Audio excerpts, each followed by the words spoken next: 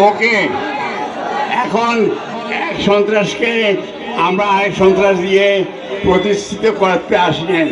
আমাদের কাজ হলো আইনের মাধ্যমে, শান্তি শৃঙ্খলার মাধ্যমে দেশকে শুদ্ধ করা। কাজে এইটা আমরা দ্বিতীয় বাংলাদেশ পেয়েছি ছাত্র জনতার আন্দোলনের মাধ্যমে।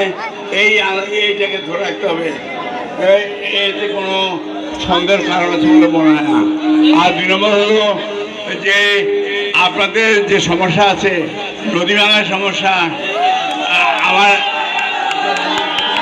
নদী ভাঙার সমস্যা, এই নদী ভাঙা উত্তরে রঞ্চিরা থেকে শুরু করে দক্ষিণে